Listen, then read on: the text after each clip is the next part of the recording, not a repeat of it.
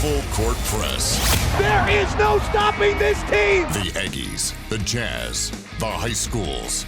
If it's the sport you care about, we're talking about it. Merrill for the lead. He's got it! It's the Full Court Press with Eric Frandsen and Ajay Salvesen. I'd hate to see how you balance your checkbook. I'm telling you, I'd hate to see you general manage a team.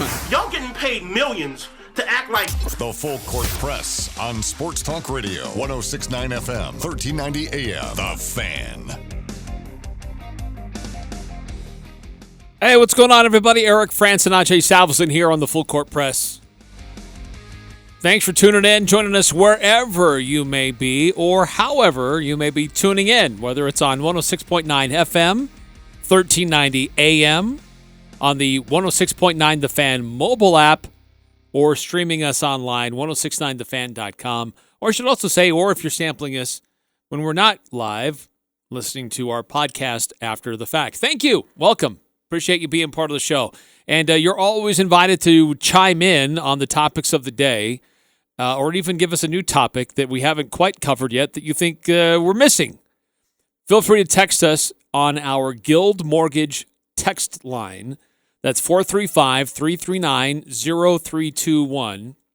435-339-0321. If you want to weigh in, a couple different things we're going to talk about today here on the Full Court Press. One of those is talking about spring sports. RPI rankings are out for baseball, softball, boys lacrosse, girls lacrosse, boys soccer. Also, the fall schedules are out for high school football for next year. We'll touch on those, what stand out to us in the non-region games. Can Skyview repeat as 4A champions, or who's going to give a run for their money, and who may be the top team out of Region 11. So we'll look at that as well. Utah Jazz, they played in Los Angeles last night, a decidedly different outcome, as you might suspect, with more of their key guys available for the Utah Jazz last night in L.A., and it really clearly illustrates the impact, particularly of Rudy Gobert, that he has on the game. But weigh in on that, having Mike Conley, Rudy Gobert, Derek Favors back in the game. Andre Drummond just looked really out of sorts with both Favors and Gobert in the game. So we'll touch on that a little bit as well. But certainly one of the bigger items to touch on today, that is within the last hour, a jury in Minneapolis has found former police officer Derek Chauvin guilty of the charges in the George Floyd situation last May, which was outside of a local convenience store there in Minneapolis. And there were pauses and a lot of things that were going on in the world, in America. There were protests. Any other events that were somewhat similar after that caused additional unrest. So certainly the sports world was taking a very keen interest in what was going on in Minneapolis and how that jury would make their decision. As you might suspect, the NBA has made some different statements. Players Association, along with the NBA, made some strong statements during their time in the bubble with Black Lives Matter painted on the court. So there's a lot of different things that the NBA has done, but today, in a joint statement with the NBA and the NBA Players Association, they issued a joint statement after the verdict was revealed, saying, quote, "We are pleased that justice appears to have been served, but also adding that there is much work to be done." Those within the area there in Minnesota, the Timberwolves released a statement. WNBA's Minnesota Lynx, they had a joint statement that they released. Our deepest thoughts have been with the Floyd family since this unjust tragedy. Throughout our history, racial and social inequalities have been ingrained in our society. We are hopeful that today's decision will serve as a step forward, but it does not ease the physical and emotional pain that continues in an environment where systemic racism exists, close quote. So it wasn't just basketball related. Those that reacted to the news today There were others, including those in the NFL, a group of NFL players, including Patrick Mahomes. There was a Twitter video that they produced saying it's been 10 days since George Floyd was brutally murdered. How many times do we need to ask you to listen to your players? What will it take for one of us to be murdered by police brutality? What if I was George Floyd? These are some of the things that were happening in the immediate aftermath of the event. So a lot of different celebrity players or big-named players and organizations kind of reacting to today's news. The NBA had issued notices to all of its teams just telling them, hey, be on notice. If this verdict comes out that he gets acquitted, there could be protests in your cities and also among your players who may choose to sit out and not participate in games. So what does the NBA schedule look like today? And it looks like everybody is still going to play. There are no games scheduled in Minnesota. The Timberwolves are actually in California to take on the Sacramento Kings. But it's somewhat of a light schedule today. The Magic are in Atlanta to take on the Hawks. The Hornets are taking on the Knicks in New York. The Nets are at the Pelicans. Clippers are at the Trailblazers. And Timberwolves at the Kings. There are 2 games on TNT tonight. The Nets at the Pelicans and then the Clippers at the Trailblazers. That tips off at the first of those 2 games is at 5:30. The second one is at 8 o'clock. So you can be assured, whether you like it or not, but you can be assured that there will be that will make it into part of the broadcasts for those national televised games tonight in some form or another. But a lot of different people reacting on social media and on Twitter to the verdict today of this. A lot of outspoken athletes are certainly among them, as you might suspect that they would. But I think that with today's verdict, as it came down the way that it did, I don't suspect that we're going to see a lot of disruption in what's going on in sports. So we'll definitely be keeping an eye on that as things continue to unfold throughout the rest of the afternoon and into the evening. But I would suspect that will continue on as would normally be planned. But a very busy day in the NBA tomorrow, but kind of a light schedule tonight, and it looks like everything is going to go as scheduled. Another big, news today, kind of a sad situation, a sad story that we're learning about today. Former Aggie Hall of Famer, one of the great basketball players of all time to wear a Utah State jersey, Shaler Halleman, passed away at only 76 years old. One of the most prolific scorers in Utah State history. He ranks 20th all time, and he was named a Helms Athletic Foundation All-American during both his junior and senior years. He was drafted by the Philadelphia 76ers in the NBA. He was selected in the first round, 14th overall pick. Played for the Chicago Bulls and the Portland Trailblazers. Also spent some time with the Atlanta Hawks. And finished his career in the ABA.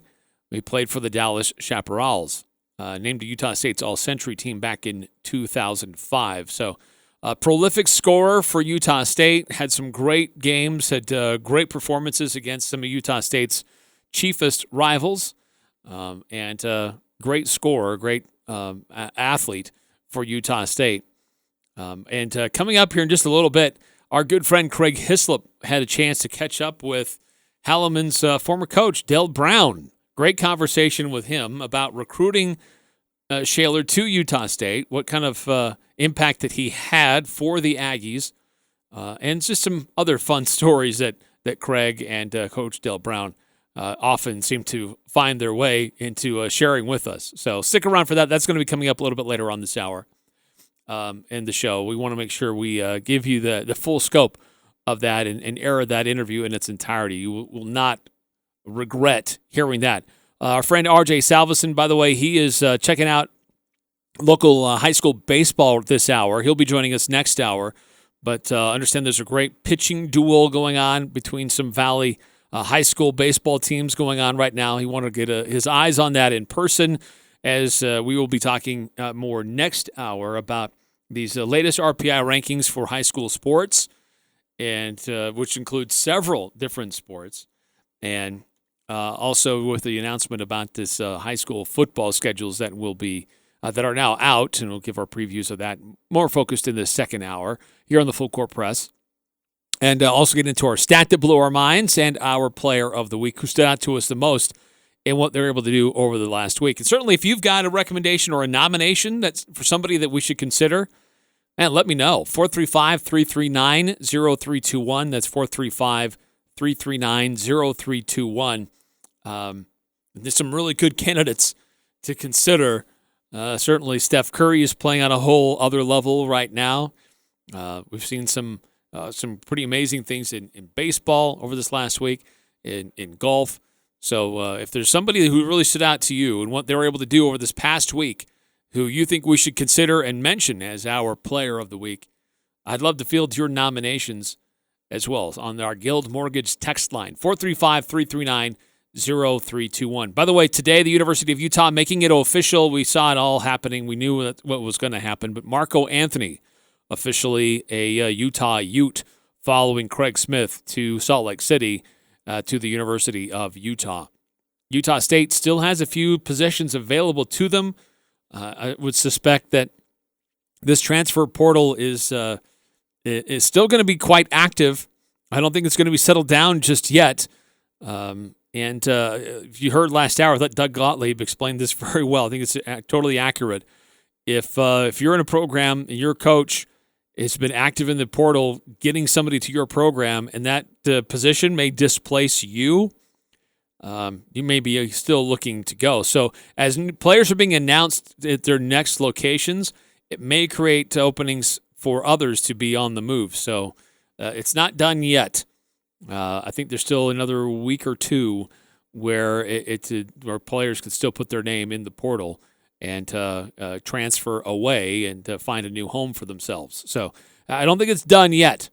It's been a lot of players there this year. I don't know if this is just a new kind of evolution of a current trend and just how many are there, if this is just the next step, or if it's an abnormally high level of participation in the transfer portal because of the added opportunity for players to kind of be super seniors and to stick around for that extra year of eligibility. So, but how does that affect Utah State? Who else are they going to target? I think there are still several positions that they could use some help with. But Coach Odom with his staff trying to evaluate who they have coming in, who were not here on the current roster, but who was committed previously, who's coming in either from a previous commitment or from kids that were serving missions other places. And now they're just getting home or will be coming home soon, trying to figure out what they have and what they still need to put this whole basketball team together for them for this upcoming basketball season. So we're going to do this. We're going to call a timeout a little bit early here on the Full Court Press because we've got an interview that was pre-recorded earlier today after the news broke about Shaler Halliman's passing. Our good friend Craig Hislop was able to catch up with former Aggie coach Dale Brown about Halliman, how he came to Utah State, what he meant for the Aggies, and what he was able to do after his career at Utah State, and had a lot of seasons in the NBA, but kind of the time after he was in Logan. So that's going to be coming up here in just a little bit. We'll recap what happened in Los Angeles between the Utah Jazz and the Los Angeles Lakers. We'll continue to touch on that.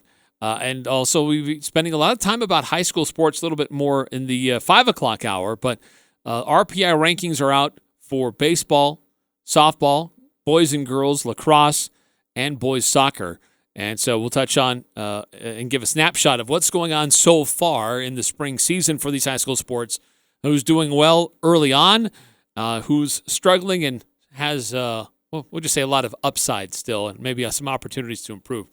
But we'll continue to keep an eye on what other reactions may take place today after that ruling and verdict was handed down in Minneapolis in the Derek Chauvin case.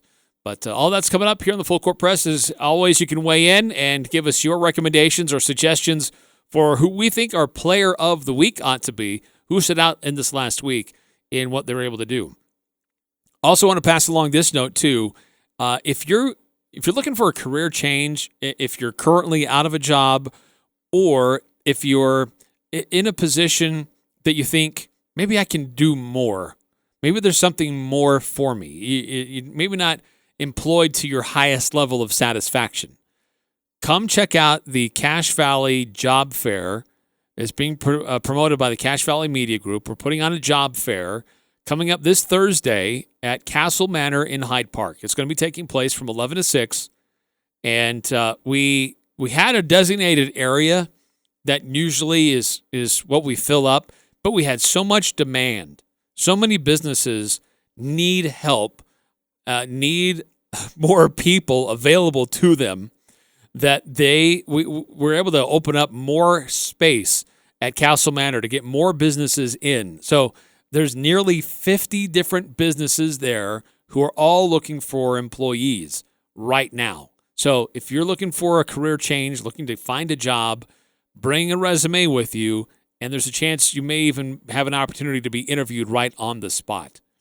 But if you're interested, again, it's 11 a.m. to 6 p.m.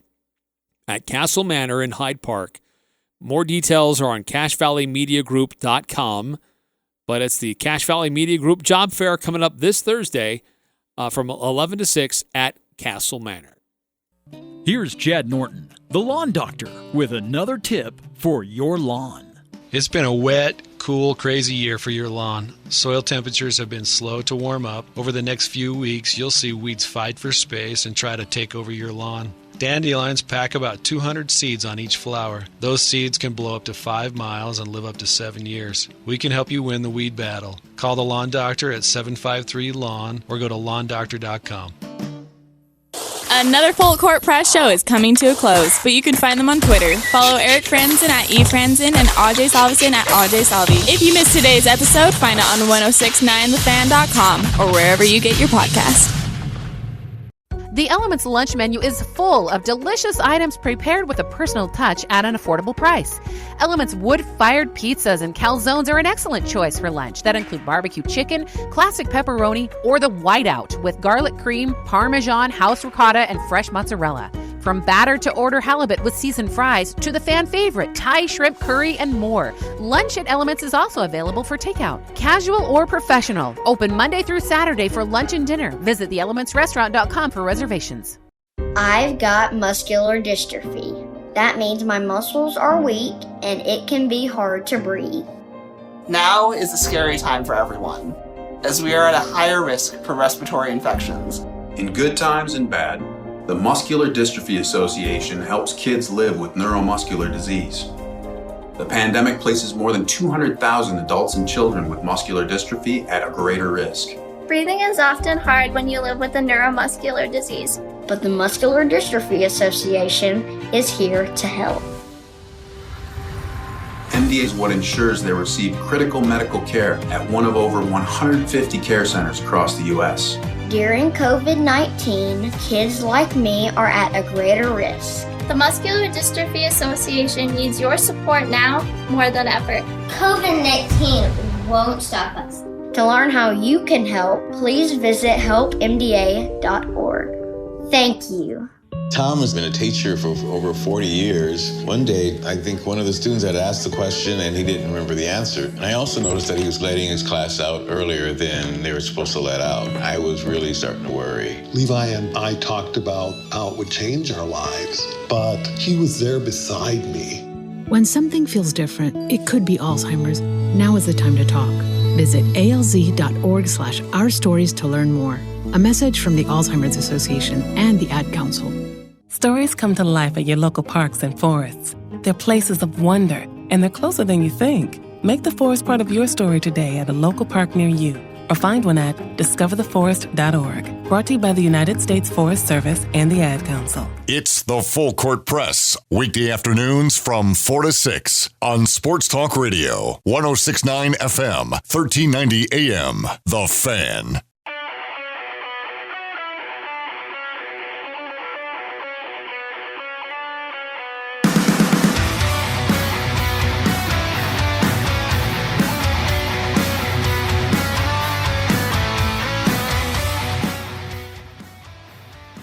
Welcome back to the Full Court Press. In case you missed it, Aggie Basketball Hall of Famer Shaylor Halleman passed away today at the age of 76. One of Aggie men's basketball's all-time greats. A couple of things about him, and we'll hear from Craig Hislop as he had an interview with former Aggie coach Dale Brown here in just a moment. But he was Helms Athletic Foundation All-American in both his junior and senior years. He only spent 2 years at Utah State. He ranks 20th all-time in points scored. He recorded 2 of the only 3 triple-doubles in school history. Now, Raleigh Worcester almost got another one earlier this year, but Shaylor Halleman had 2 triple-doubles. There have only been 3 total in Aggie history. He got 2 of them, 21 points, 24 rebounds, 10 assists, and a 116-88 home win against Evansville back in December of 1967. And then there was a home win against Arizona State in which he scored 35 points, 10 rebounds, 11 assists in the 96-80 win back in February of 1968. 24 rebounds, that's a career high for Halleman. Still ranks as the 5th most in school history. His average points per game during his senior year and his career scoring average just ranks 2nd all-time in school history behind Wayne Estes.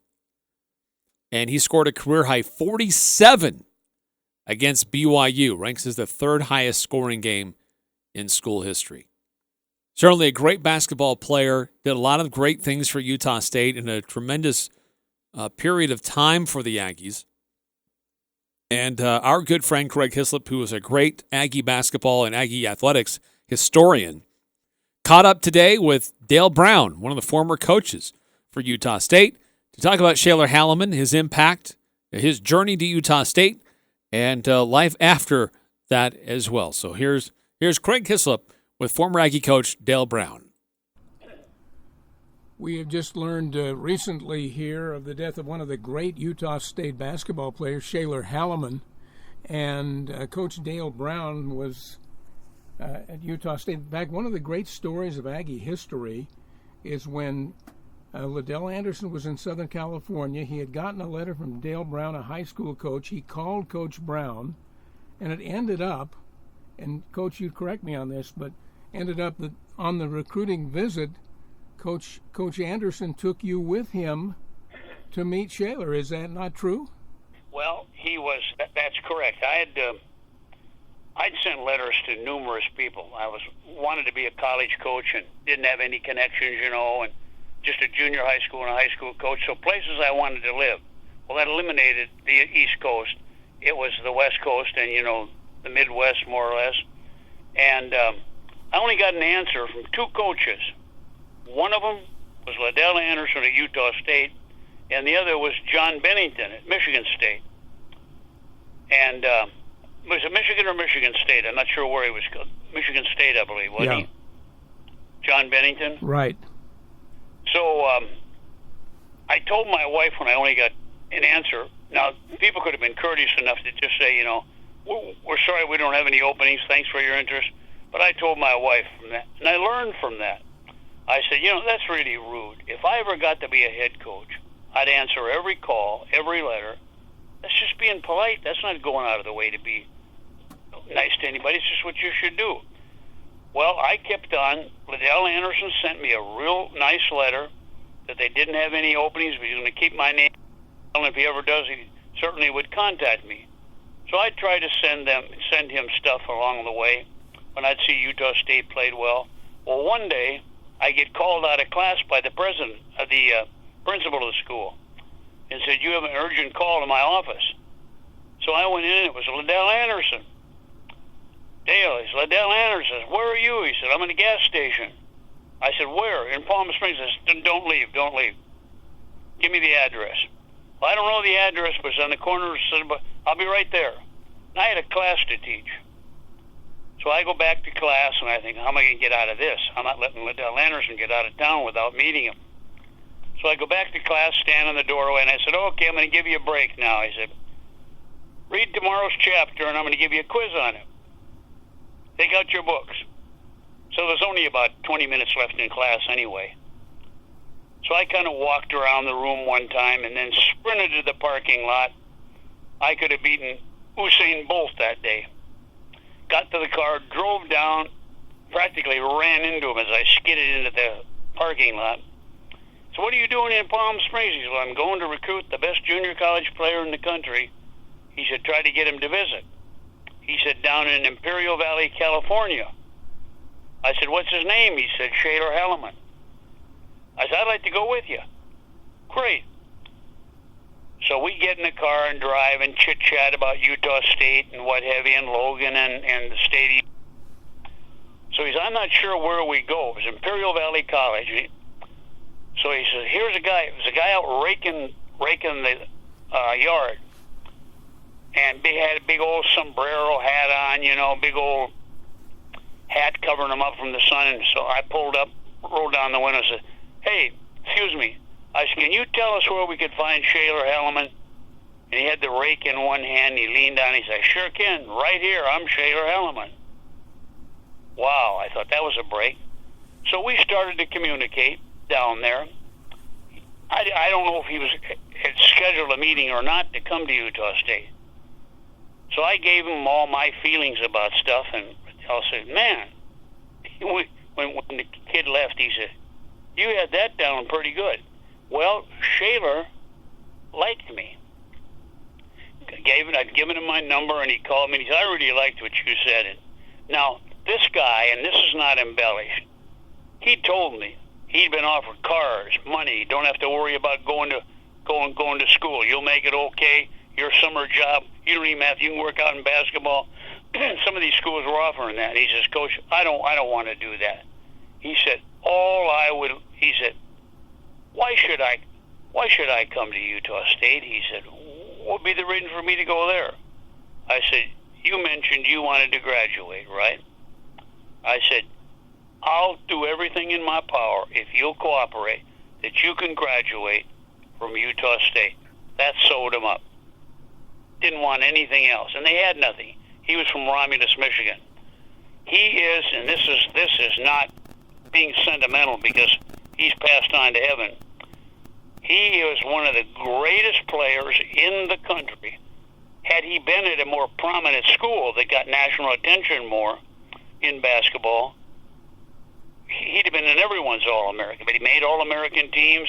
He was never a problem. He graduated, got to be a lottery pick, and just a good human being.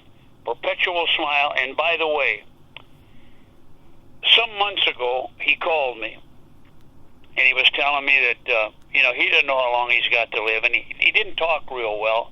He was talking slow, and he'd had a couple little mini strokes. And he said, Coach, happiest I've been in my life, he says, in old Logan and Cache Valley and Utah State.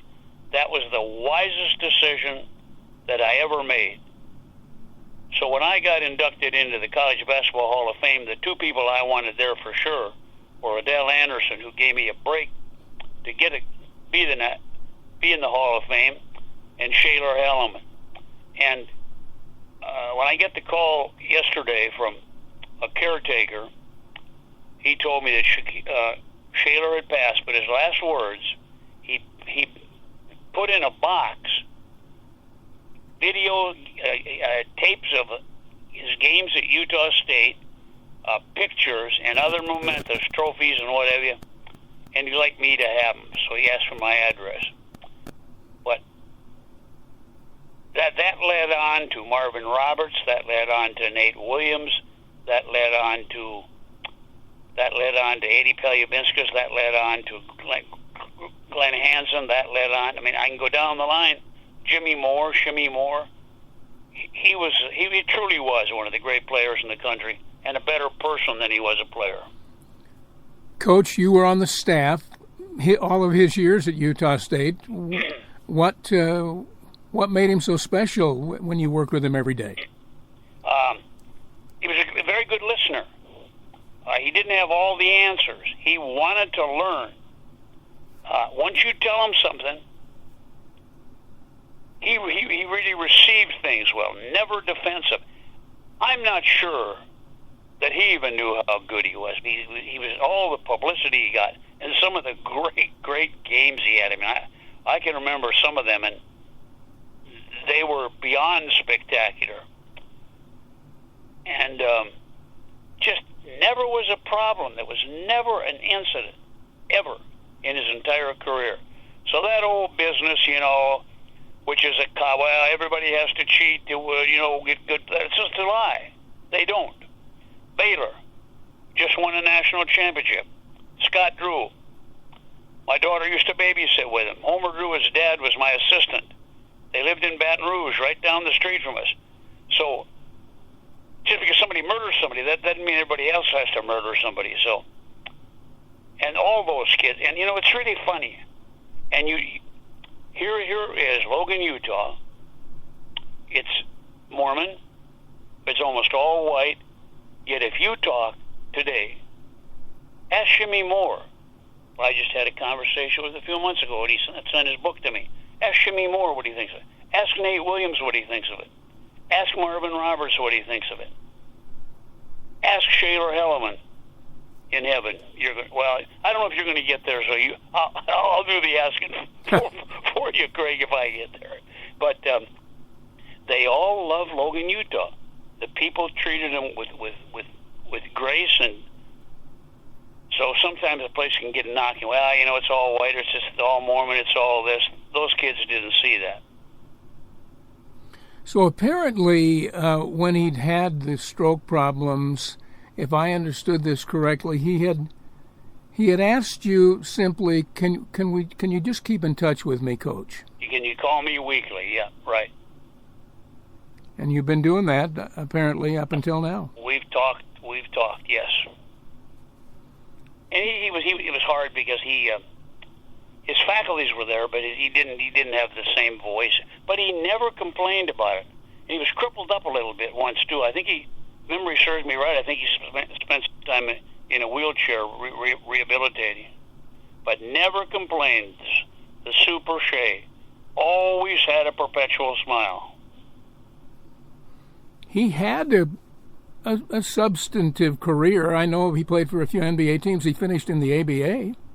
Mm-hmm. Yeah. A good liver. He didn't drink, didn't smoke, didn't take drugs. So now it really hit me last night because, he was one of the first. I didn't even know what I was doing. I didn't know how to recruit. I just tried to be myself and tell him I'd be there for him. But there was never. And he'd come in the office regularly and talk, and just a good human being. Have you heard from anybody about any kind of services? I talked to Phil Olson. Phil Olson's already contacted Utah State about it. I also talked to Marvin a few hours ago. I haven't talked to Nate yet. But Phil Olson, talk about my blessing. I coached Phil Olson too on the freshman team. All good people. And Phil could have been a heck of a basketball player. He obviously knew he was going to be better in football, but tell you what, he was a pretty doggone good JV player for us.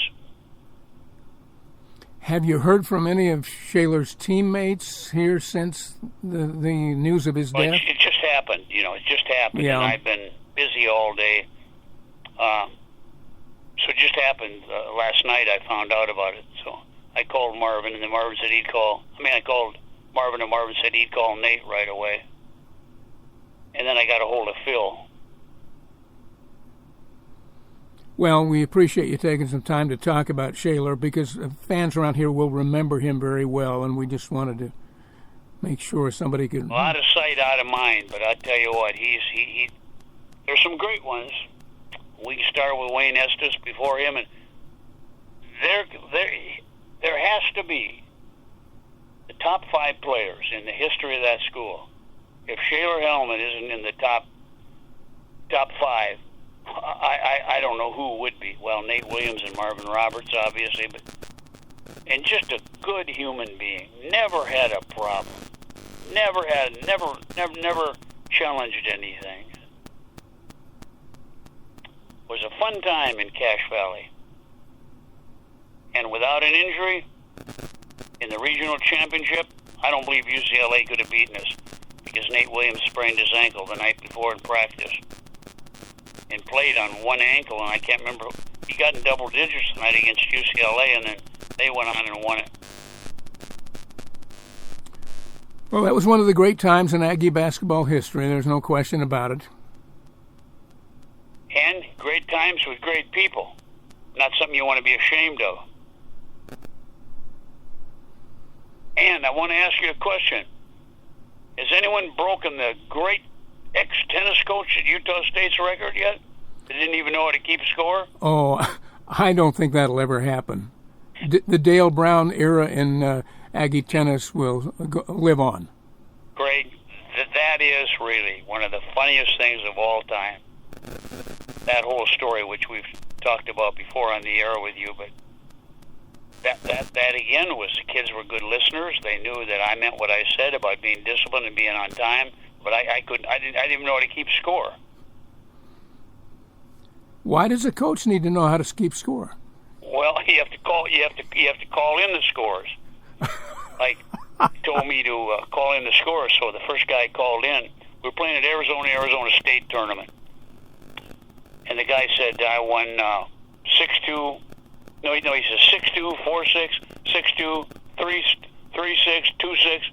I thought, well, what the heck? I don't know. Do you add them up? What do you do? How come sometimes he says 2-6, other times he says 6-2 or whatever it is? So I didn't call in the scores. I did learn how to keep score, but that was it. Coach, we appreciate your time. Greg, good to talk to you, and I hope they'll do something nice at Utah State because he loved Utah State, and here's a way of loving him back by having a nice memorial for him. Well, they've already sent out a story. I know that. That just came out. Don't forget to tie this next year, okay? Oh, yeah. Okay, Greg. Love you. Thank you, Coach. Bye. It's good stuff. It's a dose of Aggie history right there with Craig Hislop and Dale Brown. But great to hear those stories about what brought and attracted Shaler Halleman to Utah State, the promise of helping him with his academics and getting him to graduation, and a great, tremendous player for Utah State. The great impact for the Aggies during that time was a lottery pick for the Philadelphia 76ers, averaged 26.8 points during his senior season. His career scoring average of 25.2 points per game, second all-time in school history behind one and only Wayne Estes. But he did pass away at just 76 years old after suffering several small strokes.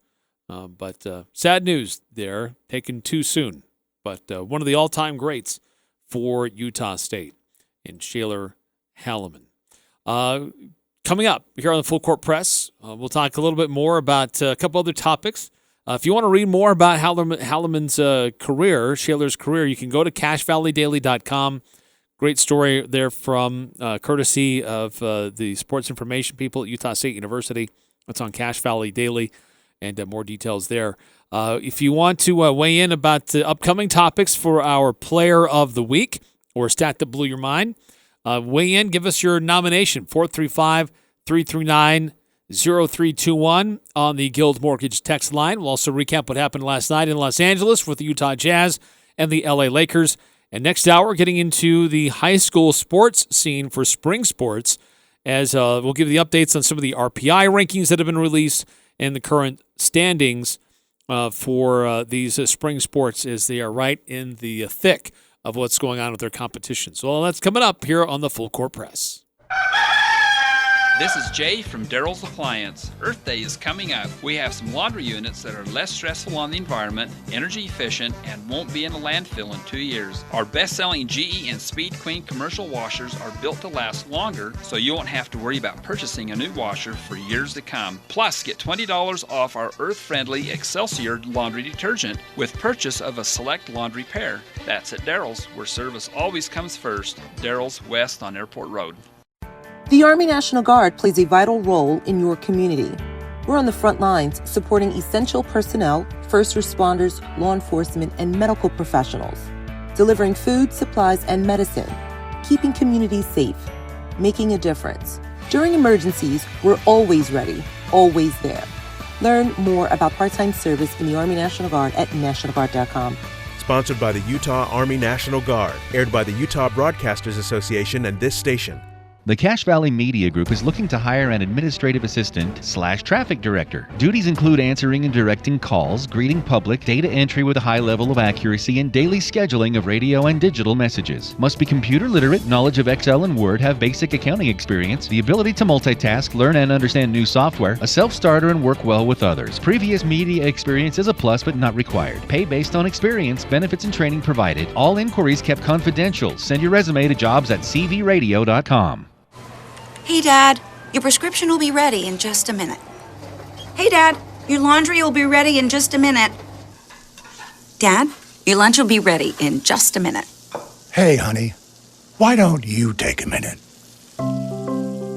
When you help care for a loved one, you give them as much time as you can, making sure they're safe and comfortable.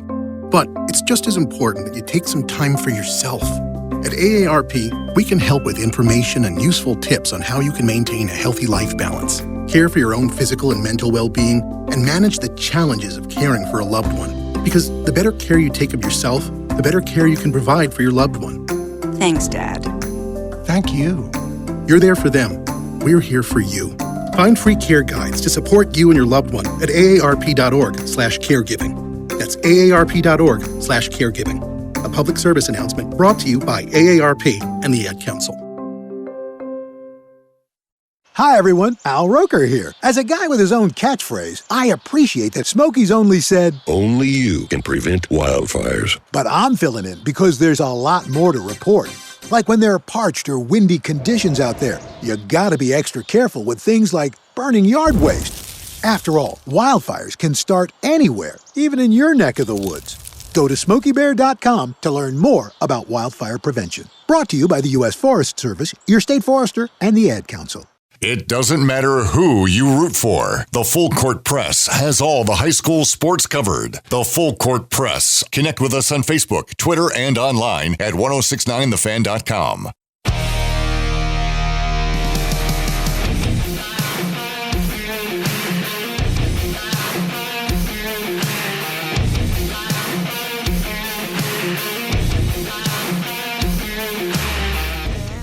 Welcome back to the Full Court Press. Eric Frandsen with you here. Ajay Salvesen, he's checking out some local baseball. He'll be joining us a little bit later in the show. Next hour, when we focus a lot on spring sports, high school spring sports, that is. By the way, in case you missed it, and I don't know how you would have, but certainly it's been a huge story within the last hour and a half or so. But a jury has convicted Derek Chauvin on all the cases, all the counts against him in the George Floyd murder, in his death. And certainly, as you might suspect, a lot of different people reacting to that news. There were notices that were sent around from a lot of different sports saying, hey, just be aware if this former officer is acquitted, there could be protests, there could be riots. Just be aware. This could really affect some of our games here in the near term. Well, it looks like everything's going to still happen as scheduled, as planned. And different organizations releasing statements. The NBA and the NBA Players Association released a joint statement. A couple of different teams and organizations releasing their own statements, which now includes the Utah Jazz. Within the last 20 minutes or so, they've released this statement.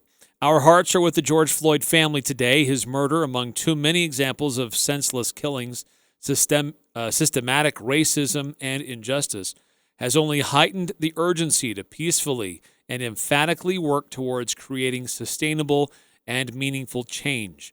The work ahead of us remains clear. Our resolve is strong, and our actions must be even stronger, close quote. So, the Utah Jazz, among many other organizations and professional teams, weighing in on the news of the day, the big news of the day, certainly. But it looks like things will continue to happen as planned, as scheduled, with a lot of different sporting events that could have been put on hold or been adversely affected by the ruling that came down earlier today by the jury in Minneapolis. But the NBA schedule today, there are just a few games, not a really heavy schedule.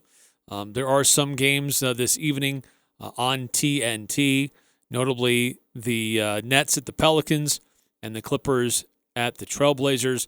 By the way, speaking of the Nets, it looks like James Harden was doing some on-court rehab work yesterday, had a setback, and now the team's unsure of his return. They're hoping that he'll be available just before the playoffs in less than 30 days.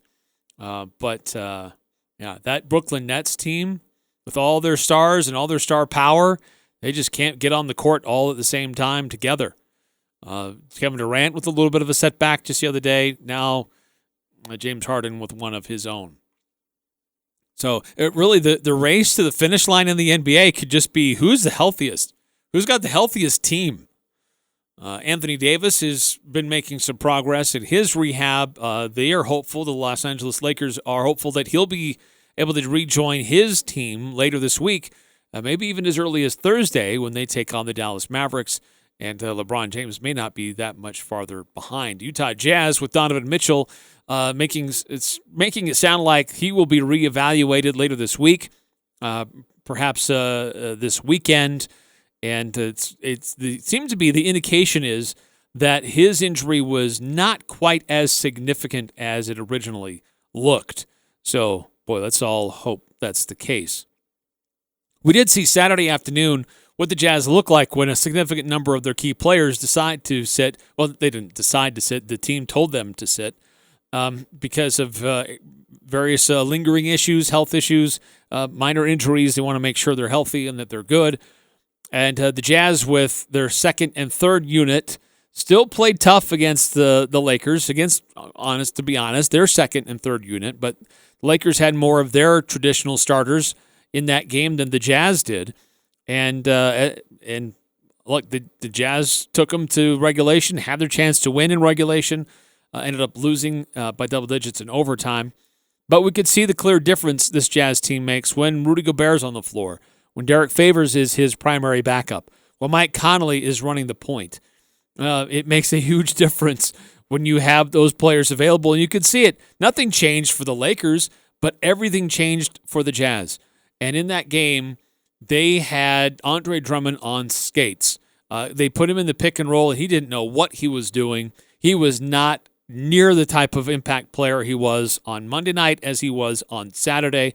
That is the Rudy Gobert factor to a T. Now, he had 8 points and 8 boards, 4 assists and 2 steals. It's not like he was a total waste, but he wasn't a 27-point game performance, total domination in the paint. And that's what happens when you have your traditional center and your primary backup available.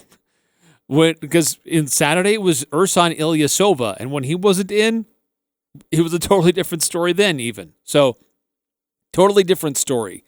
But last night for the Jazz, really impressed by just a collective effort. Ingles was fantastic, I thought. 5 3-pointers, 5 assists, 4 rebounds. He had a block, 21 points to lead the Jazz as their starters. Jordan Clarkson with 22 off the bench to lead all scorers for the Jazz. But Mike Conley, steadying presence, 10 assists, 14 points. Rudy Gobert, especially in the second half, he really affected the game offensively and defensively in that third quarter with 14 points, 10 rebounds, 2 assists, a steal, and 2 blocks. And then Royce O'Neal continues to play better, and I think finding more of his offense. I think his confidence is growing offensively. He was 3 for 3 from the three-point line, 9 rebounds, 5 assists, 2 blocks to go with his 13 overall points. So a big difference for the Jazz when you have your primary guys there, the Lakers just didn't quite have the same kind of answers for the Jazz when they were at full strength. But I don't know. What did you observe? What did you think of that Jazz game last night? Still, the game was missing the biggest stars in Donovan Mitchell, LeBron James, and Anthony Davis. But look, Jazz got to win those games, and especially to stay in front of the Phoenix Suns, who won in overtime in Milwaukee. Just a really close, down-to-the-wire game. Probably should have gone Milwaukee's way, but they had some questionable coaching decisions and how they closed out late possessions, and Phoenix just kept hanging in there and had their opportunities, and Devin Booker hit some key free throws at the end to win the game. So Jazz still keep pace and still on top at number 1. Another quick timeout here in the Full Court Press and some additional thoughts before we hand it off to the next hour. We'll be talking a lot more about spring sports. The high school sports teams and the RPI is out. So we'll update you on the current standings for all the high school sports in the area. That's coming up next here on the Full Court Press. Hi, this is John Horton, General Manager at ARS. COVID-19 is a mess, but it doesn't have to be. We at ARS recognize your desire to take the best care of your workspace and home in order to protect your family, staff, and other building occupants. We have certified technicians that use leading industry processes, state-of-the-art equipment and technology, and cutting-edge products when disinfecting. We understand your needs and are ready to help. Remember, got a mess? Call ARS. It's the Full Court Press with Eric Frandsen and Ajay Salvesen. Every single game! That's basketball! You think Havlicek's taking a night off? Havlicek! You know what, Alex Smith? Havlicek! That is the most historic rant. I'm going to listen to Mad Dog. It's so every Weekdays from 4 to 6 on Sports Talk Radio, 106.9 FM, 1390 AM. The Fan. Cache Valley is absolutely beautiful. It's always fun to be outdoors. And now is the time to let the Allergy Clinic inside the Cache Valley Hospital help with venom testing for spring and summer. The Allergy Clinic offers testing and treatment to life-threatening stings from honeybees, yellow jackets, white-faced hornets, yellow hornets, and wasps. Independent physicians Benyon, Blotter, and Robinette offer Cache Valley a full-time allergy clinic in 2 locations, Providence and inside the Cache Valley Hospital. The Allergy Clinic accepts most insurances, including SelectMed. Call the Allergy Clinic at 753-7880, 753-7880. Northern Utah and Southern Idaho's home for sports. It's the Full Court Press on Sports Talk Radio, 106.9 FM, 1390 AM. The Fan.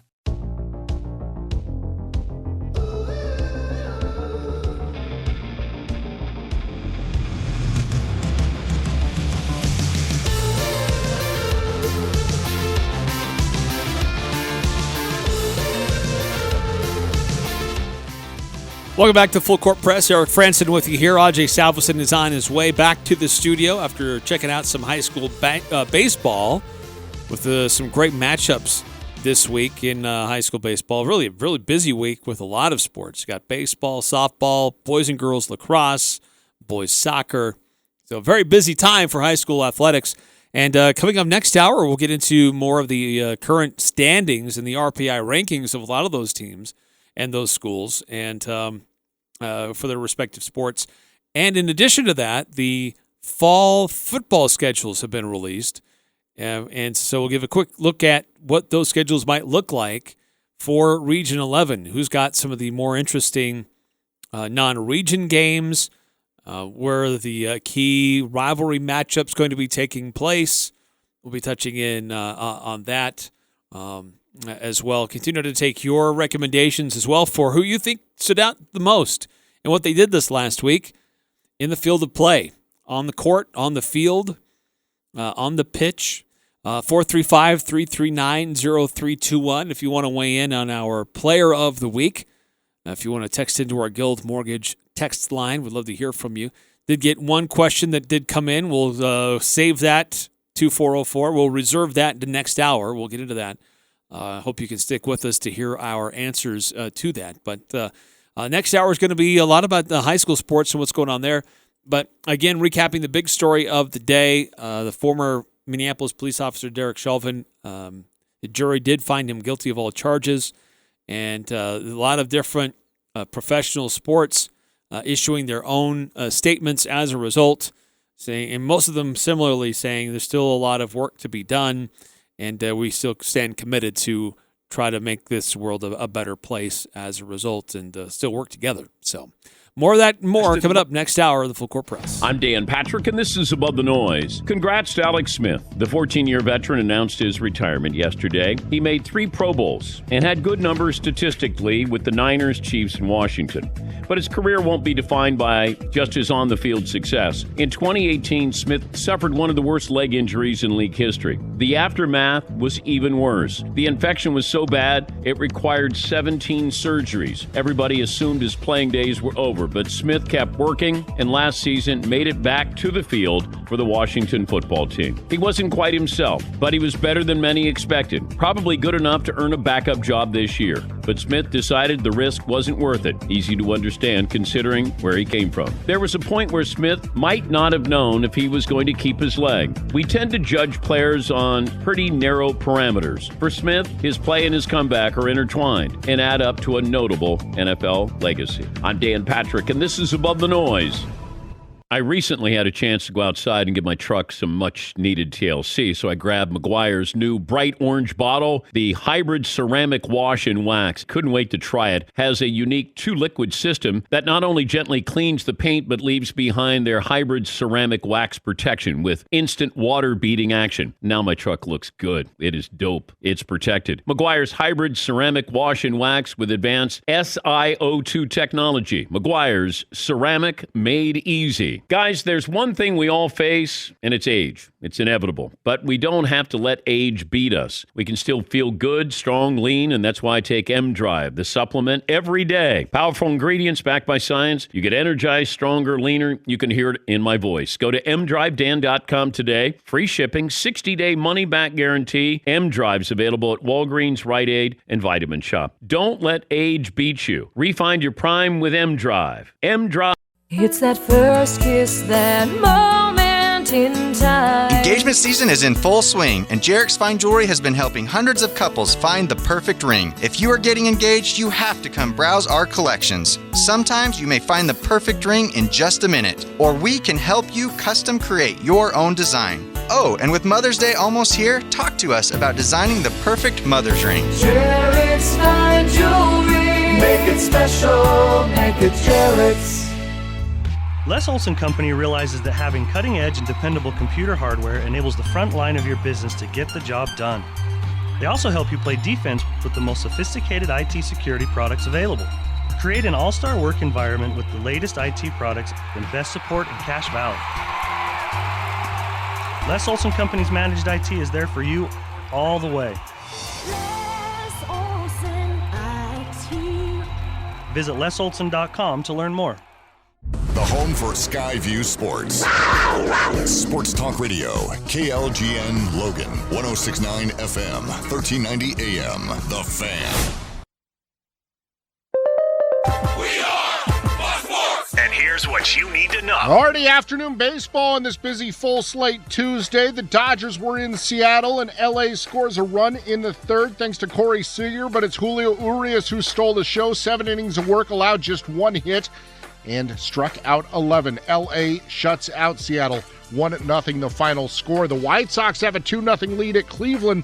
They're in the third inning. Tim Anderson with a home run. Still scoreless, Minnesota and Oakland, the first game of a doubleheader That's in the second inning. Scoreless between the Yankees and Atlanta in the second. Arizona, a 3-run first inning. They lead at Cincinnati 3-1, still in the first. Baltimore scores 3 in the first as they play at Miami, leading the Marlins 3-0. Browns head coach Kevin Stefanski says there's hope that defensive tackle Sheldon Richardson could come back to Cleveland, and the proposed European Super League crumbling just days after its announcement. I'm Ralph Irvin. It's the Full Court Press. There is no stopping this team! The Aggies, the Jazz, the high schools. If it's the sport you care about, we're talking about it. Merrill for the lead. He's got it! It's the Full Court Press with Eric Frandsen and Ajay Salvesen. I'd hate to see how you balance your checkbook. I'm telling you, I'd hate to see you general manage a team. Y'all getting paid millions to act like... The Full Court Press on Sports Talk Radio, 106.9 FM, 1390 AM. The Fan.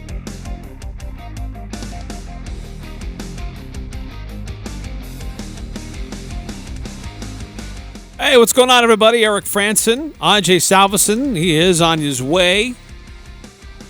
He was checking out some high school baseball earlier this afternoon, so we'll get his first-person view of what's going on with high school baseball. We'll get into a lot of different RPI and current standings in high school sports, in spring high school sports, boys soccer, boys and girls lacrosse, softball, and baseball. Also have the first look at the upcoming fall football schedules that have been released, and we'll take a look at some of the notable non-region games for the teams in Region 11. And some of them are keeping close to home. Others have some traditional non-region rivalries that will continue, and some non-region games that continue to keep in place. And others have some pretty interesting matchups on their schedules. So we'll get into that a little bit later on as well in the show. But we'll also get into a stat that blew our minds and who our player of the week is. So stay tuned for that. If you've got a recommendation or a nomination, always love to hear it from our audience, who they thought stood out to them and what they were able to accomplish over this past week. And if you've got one that we should consider, let us know on our Guild Mortgage text line, 435-339-0321. That's 435-339-0321. And let us know who you think should be our player of the week. And I'll be honest, I'm having a hard time with some of the ones that I've been looking at, trying to zero in on the one I want to highlight the most, because we've had some pretty amazing performances over this past week. And we did mention the Utah Jazz. They had that nice win in Los Angeles over the Lakers yesterday. The Jazz did a much better job defensively in this one, and really making it tough for LA to get what they wanted particularly in the first half, and really not relenting in the third quarter either, and just really putting any thoughts or signs of a comeback to bed quite quickly.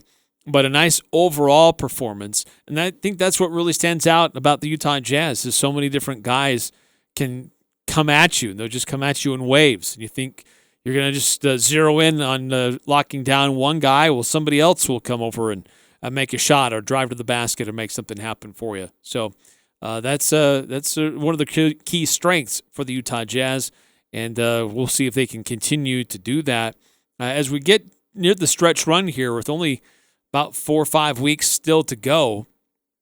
I think those questions start to pop up. Will the Jazz take opportunities to rest some of their key guys and give them a little bit of a breather? Their upcoming schedule, they've got a game coming up tomorrow in Houston. So they do have some more games on the road coming up here soon, but most of those games are against lower level competition, sub 500 teams, non-playoff teams. Like they're at Houston on Wednesday. They come home to play Minnesota, which is at the bottom. And then they travel to Minnesota on the following Monday. Then they travel over to California to take on Sacramento. Kings gave the Jazz some fits when they came to Salt Lake City. Jazz were able to eventually put it away in the last 3 or 4 minutes of the game, but that game was tight until the last, literally last 3 or 4 minutes of that game. Don't know if the game on April 28th will be the same. And then they got a big showdown in Phoenix on Friday, April 30th. It's really interesting to see where both of these teams are at that point in time. The Suns lost a kind of a surprising game to the San Antonio Spurs. Then they go to Milwaukee and beat the Bucks in overtime. And Phoenix has a really brutal stretch here, but it may not be quite as brutal as we may have initially suspected. They're going up. They already took care of the Bucks. They're going up against Philadelphia tomorrow. That'll be a tough matchup. Go to Boston. Boston has proved to be kind of shaky. Brooklyn, who knows if Kevin Durant will be available. James Harden will not be available. That'll be on a Sunday afternoon on ESPN if you want to peek in on that one. Then they go to New York to take on the Knicks. That is a surging Knicks team right now. They come home to host the LA Clippers, who are also surging right now before they face the Jazz. So certainly the Phoenix schedule before the Jazz game is decidedly more challenging and difficult. But how much separation will the Jazz be able to create between now and then when they face each other at the end of this month? Will the Jazz take opportunities to rest guys or try to take a quarter off for some of their key players if they're having dominating performances against Minnesota or Houston or even Sacramento?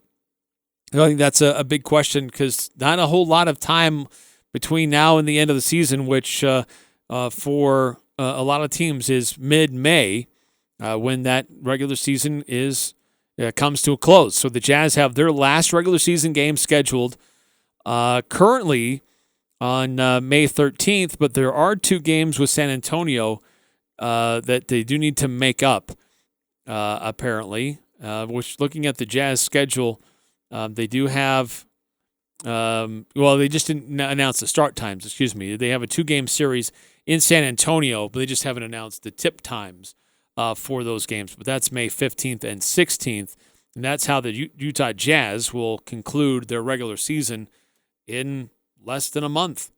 So only 4 weeks, maybe 5 weeks to go here to close out the regular season for the Jazz. So where are they going to finish?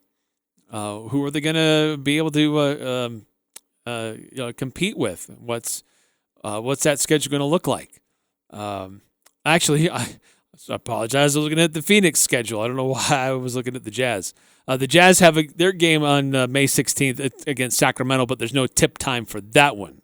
So, weird. I don't know. They play San Antonio in a 2-game series Monday, May 3rd, and Wednesday, May 5th.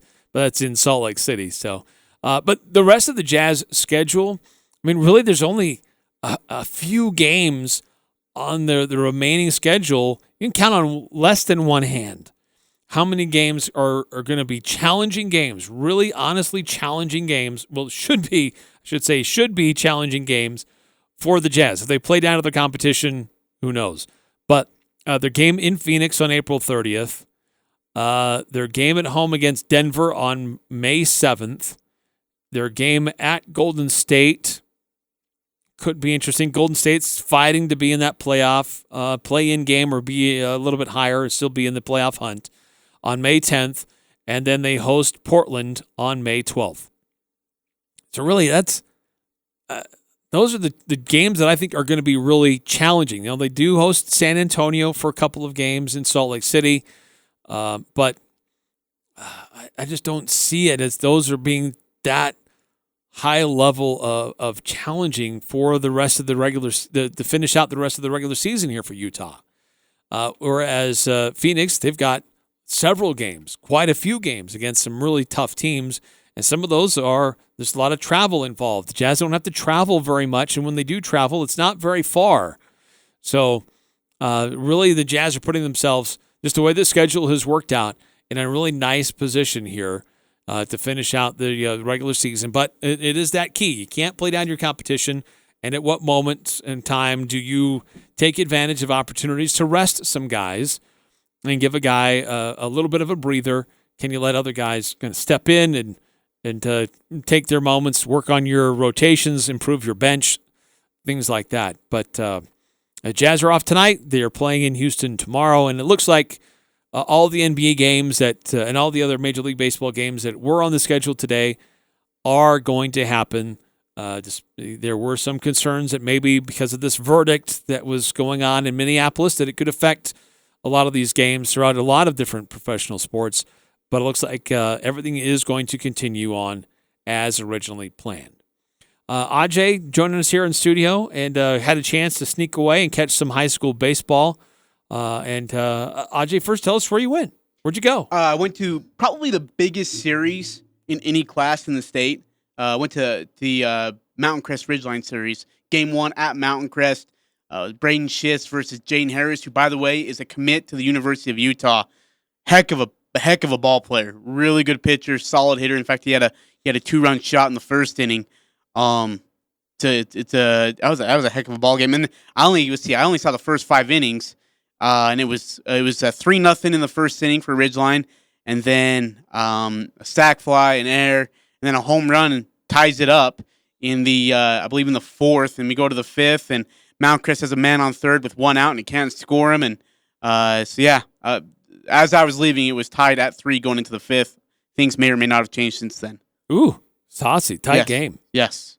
Can I just say, we have great sport. In fact, I'm sure you already read it, the 2404 text. I haven't yet. I've been saving it until you showed up. No, it's a great conversation. 2404 texted into the show. I know you're going to talk high school sports in the hour, but I just have a question. I got the end of the conversation last week regarding Oakley Rasmussen, who's getting a scholarship to play soccer for the Florida Gators, which is just awesome. My question is, has there been any other athlete that you know from Cache Valley to play in the SEC? As far as I know, that would be a no. I'm not aware of any other athlete who has gone on to play at the SEC. Not to say that it hasn't, but to my knowledge, I can't think of any off the top of my head. But if anybody else has, man, let me know. Let us know. I'm trying to think. I mean, I don't think we have, but I could be wrong on that. But as far as my memory can recall, no. So that's pretty awesome for Rasmussen to be able to. I mean, come on, playing soccer for the Florida Gators. That's no small task. Yeah, that's awesome. That's pretty darn cool, isn't it? It is cool. I know we've had several athletes from around here go to Power 5 programs or Power 5 schools for different sports.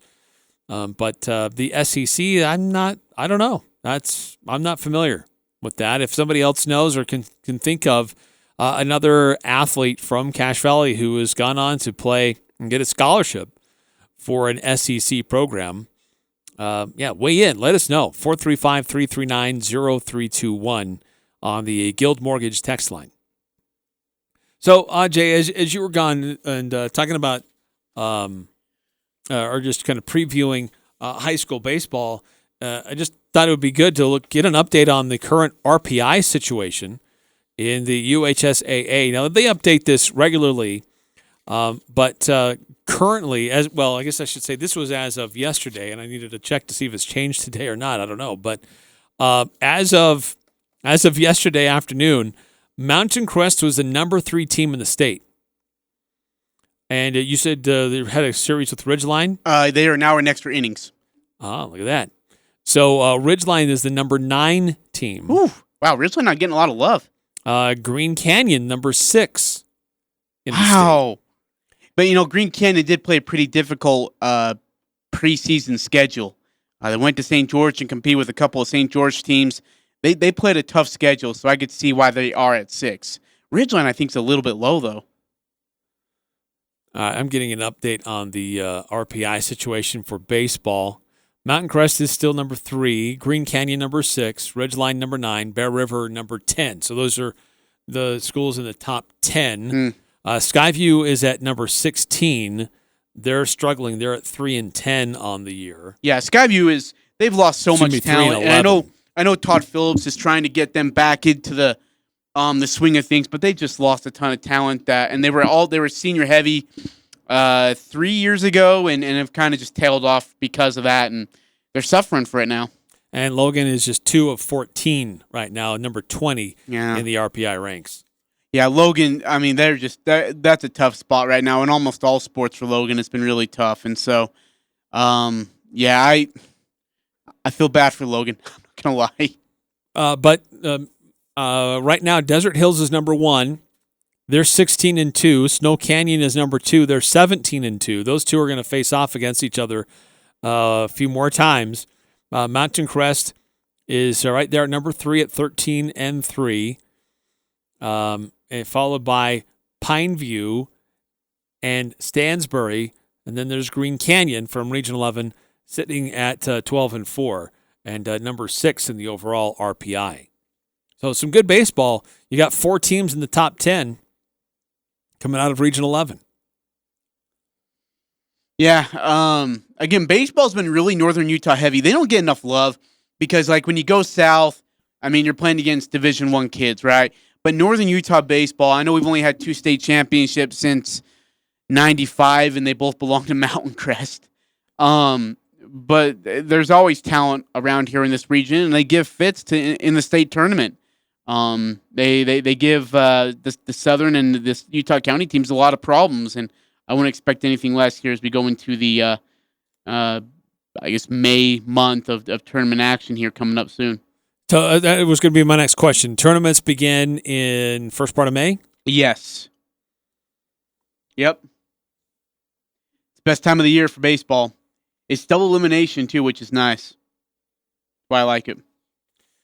Someone was asking, Eric, about track and field. I believe that was 2590. What about discussion on track and field is the question. I would love to have a discussion on track and field, but I have not been able to find. So I was doing a little bit of research. Current rankings or standings. Yeah. But in regards to like top performances so far, Isaac Larson of Skyview had an 11.4 run of 100 meters just 3 days ago at Logan. 11.04 on the 100 meters. That is impressive. He's the only Region 11 kid to be thought of as a quote-unquote top performance in the boys, or at least in the 100 meters. Just kind of doing some more research on this, and you're right. I mean, I haven't really done a whole lot into it as well. I guess we should do more, huh? That's a lot more, which is good. Yeah, I mean, but as of right now, I mean, it's a lot of, track's had some success. I think it was more early in the, if I say early in these modern 2000s, that when track was really, really good. Unless I'm missing something, 2590. If we're missing something, please let me know. Or if there's somewhere we should be directed to let us know. See some of that. That would be great. Absolutely, because we'll find it. But if you can give us, I gotta be honest. Start. I'm not, and don't yell at me. But I was never a big track guy. I couldn't run unless I had something to run with or something to run from. That was usually my problem. So, we'll do some research. 2590. If you got anything for us that we need to announce here on the radio show, please do let us know. We'd love to talk about any and all success of Region 11. Absolutely. So, but we do have some of the detail from courtesy of UHSAA. We do have some of the other details about other RPI schools and current standings. So for softball, some really great softball happening on in the region as well. Another case of 4 teams in the top 10. Bear River, number 1 overall right now. And with an 11-3 overall RPI. And this is Bear River's got some 12-3 overall with their record. Great talent out there. They're doing a great job with their program. Ridgeline coming in at number 4 with a record of 13-2. Mountain Crest at number 8 in the UHSAA standings. Not as many games played, for them. They're 5-5. Skyview is at number 10. They're at 7-6. Wow. And then finish out the Region 11 teams. Green Canyon is number 15 in the current standings, and then Logan at number 18 in the latest RPI for softball. Then there's also boys and girls lacrosse that's going on right now. For those, it's a little bit different because it is a newer sport. Not every school has a team, and so they've kind of broken it down. Like the top 16 teams are in what's called Division A. They're not in like regions necessarily, stuff like that. It's a little bit different. So the way they're doing their RPI, there's a Division A, there's a Division B, and a Division C for all the schools in 4A that are participating. For schools that are participating in high school lacrosse. Now, some of these are what you would normally classify as a 6A school, and some are lower division schools, but because it is a newer sport, it's kind of changing and tweaking the classification, how it works. So there's the top 16 teams are in the Division A, the next 16 in Division B, and then everybody else there is in Division C. So right now, Green Canyon is the only school in boys lacrosse that's in Division A. And currently they're the number 6 team in the state. So they're behind schools like Corner Canyon, who's number 1, Farmington, Olympus, American Fork, and Juan Diego. So Green Canyon off to a really good start to their boys lacrosse season, which frankly, this really is the honest first season as a sanctioned sport. Last season was supposed to be, but it got canceled. Skyview, they are currently ranked 21st. So in Division B standards, they are the number 5 team, but number 21 overall of all of boys lacrosse with a record of 5-4. Ridgeline is 25th at 6-4. Bear River, they're 31st with a record of 5-4, and they're all in the B division. By the way, Box Elder, they're in the C division. They're at 3-5. Logan, they're at 3-7, and Mountain Crest kind of struggling this year. They're at 2-10. They're currently ranked 52 in the RPI. And then lastly, the girls lacrosse. I guess not lastly, we still have boys soccer. But for girls lacrosse, Ridgeline is doing well. They're in the A division.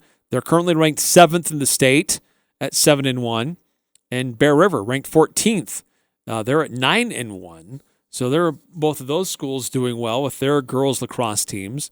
Box Elder is 21st, Mountain Crest 27th, Green Canyon 28th. They're all in the B division. And in the C division, you've got Skyview at 34 and Logan at 44. Still searching for their first win with their girls lacrosse program. And then last but not least, the boys soccer. Some great games going on here, some great talent, as is often the case. But right now, Green Canyon, currently number 2 in the state in the RPI. They're at 11-2 overall record behind Juan Diego, who only has 1 loss on their record. But Mountain Crest right on their heels at number 3. They're 9-4 overall, right behind Green Canyon. Skyview's ranked 9th, Ridgeline 11th. Logan is ranked 18th, and then Bear River coming in at 19th, and Bear River kind of struggling with their boys program, still trying to find their first win through their first 11 or 12 games. So that's the current situation with high school sports and the spring sports. We will try to get some more detail about track and field. Oh, yeah, we really will. I'll actually try to work on that. Right now, just at this very moment, that's the details we don't have. So. But we commit to you. We will find them. We appreciate you running for us. We'll track it down. So anyway, that's some of the things kind of standing out for some of the high school sports going on. It's a couple more weeks. I understand tennis is also happening. So it's a great time of the year. I'm so glad that these student athletes have their spring season. I really feel bad for those seniors last year who prepared all year for their sport of choice and just wasn't able to take place because of COVID. But now it is, so we're so happy those kids are able to play those games and to go out there and compete. A lot of games going on this week and a couple more weeks before we get into really about one more week or so before we start getting into the state tournaments to see who's going to come home with some more hardware for their various schools. And as we've said, there's several different Region 11 schools that are in the running with how they're doing so far in their respective sports that could be in the state title hunt for their respective sports. Sure. All right, we're going to call a timeout here in the Full Court Press. When we come back, let's get into the stat that blew our minds and our player of the week. Yes. I think there's some could create some interesting discussion about some of the things that have candidates, happened. I had a really hard time, to be honest, settling on who I thought would be my player of the week. So we'll discuss that next and continue to get your nominations from that as well. If there's somebody who stood out to you and what they did this last week, let us know on the Guild Mortgage text line, 435-339-0321. This is The Herd. The winner in this is also Colin Cowherd. Tom Brady shows us what matters to him. He's been taking pay cuts for 15 years. Number one priority is winning. I've heard Aaron stubborn. Green Bay trying to do things, but stubborn is more important than winning. Ego more important than winning. This is The Herd. Weekdays from 10 to 1 on Sports Talk Radio, 106.9 FM, 1390 AM. The Fan. Valley Recycling's Earth Day event is back. This year's prices are some of the best they've seen. In an effort to keep everyone safe, Earth Day will look a little different this year, running the entire week of April 19th through the 24th. Earth Day will only be held at Valley Recycling's facility at 145 North, 10th West. To limit overcrowding and to keep wait times minimal, appointments are required to drop off your recyclables. Schedule your appointment online at valleymetalrecycling.com. Snacks and cold drinks will be available. Valley Recycling's Earth Day event, April 19th through the 24th. For prices and drop-off appointments, visit valleymetalrecycling.com. Work, school, grocery shopping, doctor's appointments, the gym, to the airport to pick up loved ones, to the kids' soccer games, piano lessons, out for movie night, to hear your favorite band in the city, over to Grandma and Grandpa's house, and on last year's amazing road trip. Your vehicle takes you so many places. Protect it. When you leave your vehicle, remember to always take your keys or key fob with you and lock the doors. If you suspect auto theft, contact the National Insurance Crime Bureau at 1-800-TEL-NICB. That's 1-800-TEL-NICB, or visit our website at www.nicb.org. A public service message from the National Insurance Crime Bureau. The Full Court Press. Connect with us on Facebook, Twitter, and online at 1069thefan.com.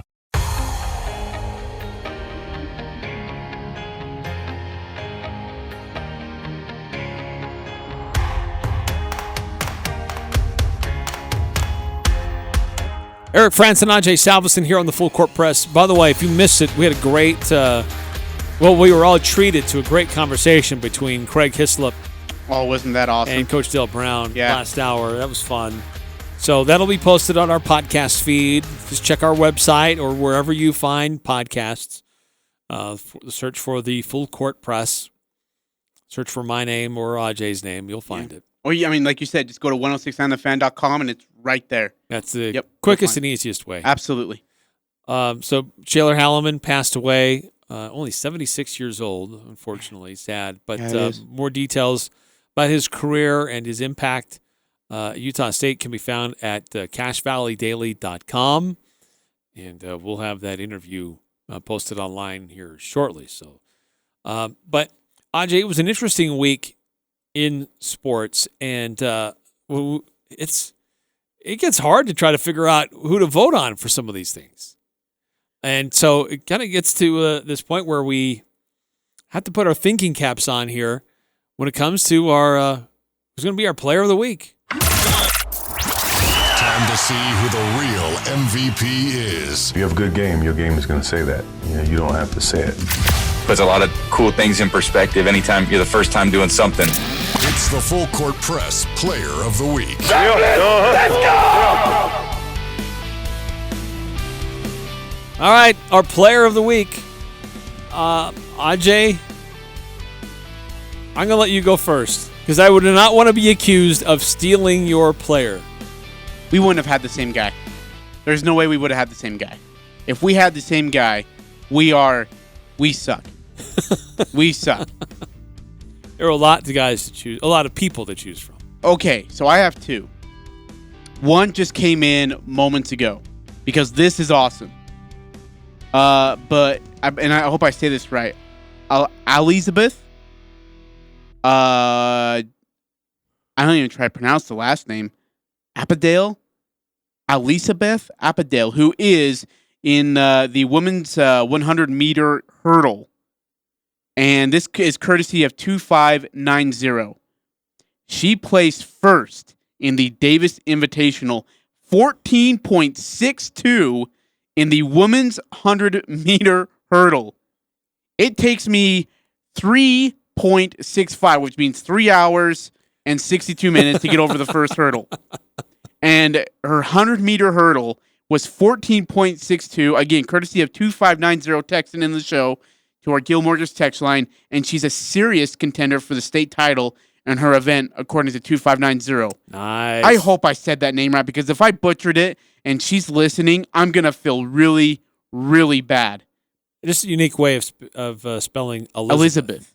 Probably. Okay, you know what? You're probably wrong, though. Right. So I'm going to go with what I said. Wouldn't be the first time. Okay, my second guy is Stephen Curry. In his last 9 games. This is his points, okay? In his last 9 games. 49, 47, 33, 42, 53, 38, 32, 41, 37. And 1, 2, 3, 4, 5, 6, 7 of those games were versus playoff contending teams. 1, 2, 3, 4 of those games were versus teams in the top 5 of the playoffs. And then what he did last night after Seth Curry hit a 3, gave him a smile, might have said something to him about mom, which wasn't nice. He then goes off. Dude, like, this 20 is... points in the fourth quarter alone? Yeah. This guy's unreal. But, according to Skip Bayless, he would take Bill Walton over Steph Curry. What? No, I'm not. That's Bill. Yeah, Skip Bayless said that today. Oh my that he would take Bill Walton over Steph Curry. He just says crap just to get people to react like we're reacting. Yeah. And by the way, Steph Curry in the fourth quarter of the season, 7.5 2 points per game, 5.5 minutes per game, 52% from the field, 53 from 3, and 96 from the line. That is saucy. That is nuts. Player of the game, or player of the week. My man's Stephen. My player of the week, and I did consider Steph, but I went with Paul George. Why? Pandemic P. Pandemic P. Well, he's got his team playing as one of the hottest teams in the NBA right now. This is what he's done over this past 5 games. 37 points, 9 rebounds, 6 assists, 4 3-pointers made. 36 points, 7 rebounds, 8 assists, 4 3-pointers made. 32 points, 3 rebounds, 9 assists, 1 3-pointer made. 33 points, 7 boards, 3 assists, 7 3-pointers made. And 36 points, 3 boards, 5 assists, and 6 3-pointers made. He's shooting 53% from the field, 52% from 3, and 93% from the free throw line. Paul George is playing at a crazy level right now, and the LA Clippers, they're making a run to be one of the hottest teams in the NBA coming into the playoffs. A team I wouldn't want to mess with right now. So, yeah, okay. Yeah, that's good. Let's just wait until we get to playoffs when he's playing Joe Ingles. And Joe's playing his best defense with his mouth. The Clippers are one of the best offensive teams and also one of the best defensive teams. Paul George is certainly having an impact with that and playing at a very high level for the LA Clippers right now. Now, what about the stat? Let's take a look at the numbers. It's the stat that blew our minds. He did what? On the Full Court Press. Wow, that blew my mind.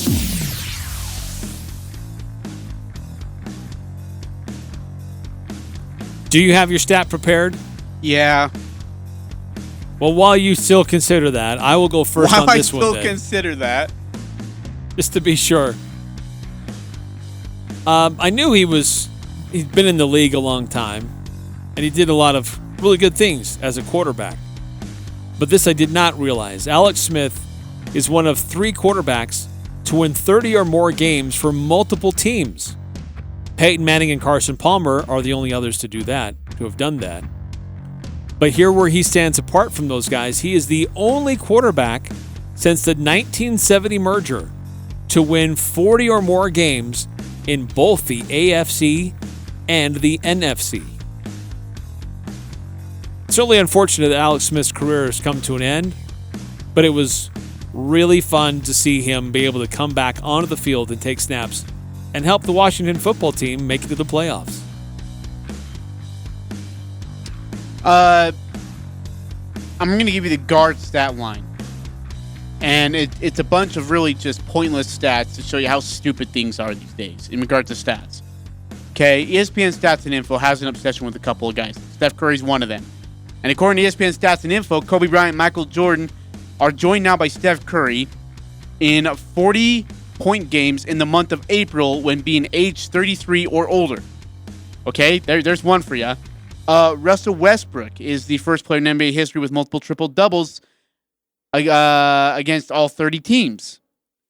And then, of course, Nikola Jokic is the second player. Who does this? Like, who has time for this crap? Nikola Jokic is the second player with 75 points, 30 boards, 15 assists over a 2-game span in the last 30 years, joining Giannis. Like, who looks that up is like, hey, man, I wonder who scored 75-plus points, has 15-plus assists, and 30-plus boards in 2 days. Who's done that? There's got to be someone out there. Oh, it's Giannis. What do you know? Let me keep going back, though. You imagine the spreadsheets for some of these guys? Dude, I hope those guys are getting paid, or I hope they're not getting paid, actually. And every night, they're crunching something like, oh, I know. Let's see the last time this happened. Just to call it that they got hours. I was up, I got 9 hours looking for this one stat. I mean, waste my time some more. 5-3-3-8, stat that blew my mind. Going 10 straight years without making the playoffs in the NHL is child's play. This year, the Buffalo Sabres turned it up to 11. Yes, Buffalo. Man, they find a way to just suck at everything. Football, they can't win a Super Bowl. Hockey, they can't get to the playoffs. They tried their hand at hosting a Major League Baseball team and that went south. And now they got a AAA team, and that's not even going that well. Yeah, I mean, God bless them. Great stat, 5-3-3-8. Love it. Absolutely love it. It's good. Love that. Hey, I know you've probably, I don't know if you've talked to NBA or not, but I got to ask you, Steph Curry, last night, what that Warriors team is doing, on the run they are, led by Steph Curry. If they get into the playoffs, where does he get put in your MVP conversation? Because where they were at and where they are now, I mean, it's starting to get significant. Okay, so we're talking about this run that the Golden State Warriors are on. 9 straight wins, I believe. They are 6-4 in their last 10.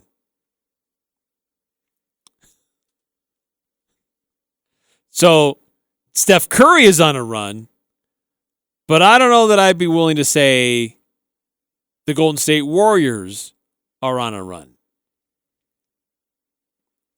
Oh, yeah, okay. They're on a winning streak of 1. That's bad. No. But still, they're at 29-29. Again, no Klay Thompson. 30% of Draymond Green, which is about like 10%, really, is what you're looking at with Draymond Green. But they're still in 9th place. Hey, okay, speaking of this, I was listening to Dan Patrick on 106.9 The Fan this morning, and they had a great conversation about this playoff thing. 7, 8, 9, 10. Now, I was with you when I'm like, man, don't bark about it. Like, Dallas is complaining, Luka, Mark. Don't complain about it. Just get out of the spot, win some games, and you're fine. But they brought up a really good point on 106.9 The Fan for the Dan Patrick Show, 7 to 10 a.m. And the point was, you're Dallas, and you work your butt off to get the 7th seed in a tough Western Conference. You work your tails off. But then, what's your reward? You got to play the 8th seed Memphis Grizzlies. And that's just to find out if you lose, you're going to be playing for 8th place. If you win, you get the 7th seed. If you lose, you got to play for 8th place. You work your tail off to get to the 7th seed at the end of regular season, and you still have to play in a play-in tournament. Like, and I mean, who comes up with that idea? Hey, I got a really solid idea here. Okay, let's hear it. What if the 7th seeded team had to play a play-in tournament just to get the 7th seed? Okay, what? Yeah, listen to me. You're the 7th seeded team, and you got to play the 8th seeded team to see if you're going to be the 7th seed. Okay, well, what is the 8th seed doing? Or what is the... okay, so it's a playing game to get the 7th and 8th? Yeah, no, but wait, it gets better. I got more. What if you're the 9th team, and you got to play the 10th team to get to the 8th game? You'll play the winner of the 7th, 8th. Why? What are we doing here? I actually am now completely and 100% on Mark Cuban and Doncic's side. It's a bad idea. Why is the 7th team, who works their butt off to get to the 7th spot, got to play just to get into the 7th spot? Here's what I like about the play-in tournament. Okay. It creates incentive for teams that are on that fringe to continue to compete. We've seen times where if somebody was in that 9 spot or 10 spot with a few weeks out, they would just fold up their 10s and just play crap basketball. You already have several teams at the bottom of the league that have been doing that most of the year. The last few weeks, you don't need even more teams just playing crap basketball because you don't care because you're not going to the playoffs. So it creates incentive to continue to compete. The other thing I like about it, it does add some incentive for being the number 1 or the number 2 seed. Because you have an advantage now of playing some teams that had to fight to get there and had to play a few extra games before you face them. So there is a clear advantage to being the number 1 or the number 2.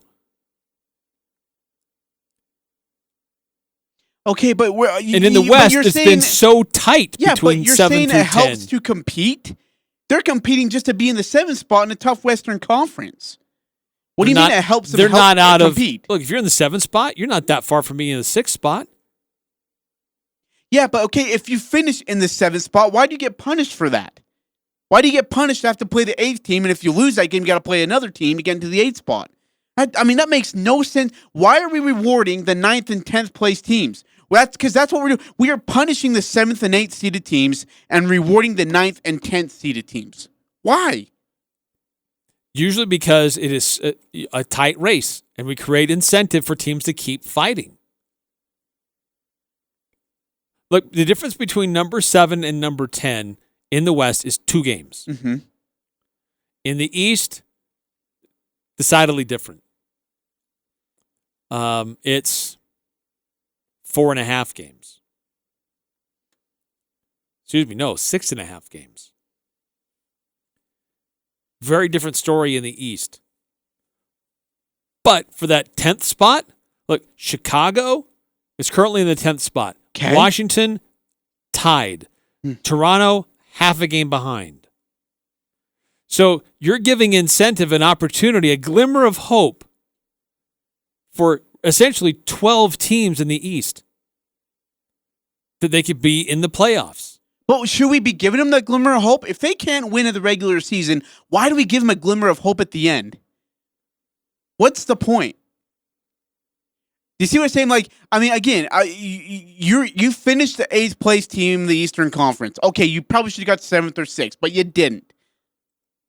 But instead, I still feel like we are rewarding those 9th and 10th place teams for a chance. Because, okay, you're 7th place, Eric. Okay, your team is in 7th place. And then, hey, we battled it out to get 7th place, fought through COVID, injuries and such, made it 7th. Instead, you have to play an 8th place team. And what if that, and just what if, okay, hypothetically, of course, 8th place team ends up being the Lakers, who go on a losing streak, fall to 8th, and now have LeBron and AD healthy. That just doesn't seem right to me. That's the importance of the importance of what? The whole entire season. No, it's not the only point. Yeah, try to put in your position. Finishing in the top 8 is the importance of the whole entire season, not finishing in the top 10. I mean, do we? Okay, so when you're in a tournament, right, and or like you're in a track meet, like 2590, the top top 3 runners get a medal. Oh, but wait, no, hold on. Number 3, you need to race with number 4. And then number 5 needs to race with number 6 again. You two are going to duke it out, or you 4 are going to duke it out. If you lose, you race against the loser. If you win, you get a spot in the 3rd place side. Come on, really? That's what we're doing? 9463 has a good point. Okay. Guild Mortgage text line. Yeah. If the league is going to come down hard on resting superstars, but then giving them second chances if they come in 10th, then there is contradiction. Every game matters, only 90% matter, and then you get a second chance? Which is it? See, that's a great point. That's a great point. I love that text. The other reason that I left out before, it's about creating TV events. Selling additional tickets in your venue, more concessions, more TV sponsorships. It's about money. So it's not about the players anymore, it's about money. Well, there were other reasons. I just didn't say that's the only reason and the top reason. It's I think it is another in the list of reasons why they do it. It's got to be the biggest reason, though. I mean, yeah. We're making guys play more games even though they finished within the top 8, which qualifies you for the playoffs. But hold on, you got to play someone who hadn't made the playoffs, and you got to see if you can still keep... Like, you don't have to validate yourself for being a 7th-seeded team against the 9th and 10th. Like, that's unreal. It makes no sense to me. So wait. Make sure I got this clear. By the way, 5763 had texted in, win your games during the season and you don't have to worry about your spot. But yes, there are some weird things going on with this play-in tourney. He's right. Win your games and you're in. Absolutely. Couldn't agree more. Win your games and you're in. Yep. By the way, 2590 texted in. Thank you, guys. I did not mean to come across attacking in any way. No, you didn't. Trust me. We got a lot worse. Nah, it's all good. Yeah. That was very nice, actually, your text, compared to somebody else, like Eric, that I've gotten before. He says, 2590 continues. I enjoyed the show, and I was at Davis watching my daughter when I saw Elizabeth. Yeah, it is Elizabeth, by the way, so I was right. Run. And was blown away by her skill. We have some impressive athletes in the Valley right now, and track is just a low-covered sport. I'm going to do some research, and 2590, come back tomorrow. Okay? I'm going to do some research on track. Come back tomorrow, please. And I'll get some research done. I'll be better tomorrow. All right, got to call a timeout here in the Full Court Press. By the way, you know I was right in that argument, too. Come on, Eric. Another day? Another time? Another time. Maybe. Oh, yeah. Maybe. Love to continue to get your voice on this subject. 435-339-0321 here on the Full Court Press. Join us for the Grand Cinco de Mayo celebration, Wednesday, May 5th from 11 to 7 p.m. at Willow Park in Logan. Get ready for an explosion of Mexican culture, including taco fiesta, folkloric dancers, Mexican singers, games, prizes, mariachis, food trucks, and more. Come celebrate Cinco de Mayo at Willow Park in Logan, Wednesday, May 5th from 11 to 7 p.m. Sponsored by Cytiva. Now hiring. Visit Cytiva.com/careers.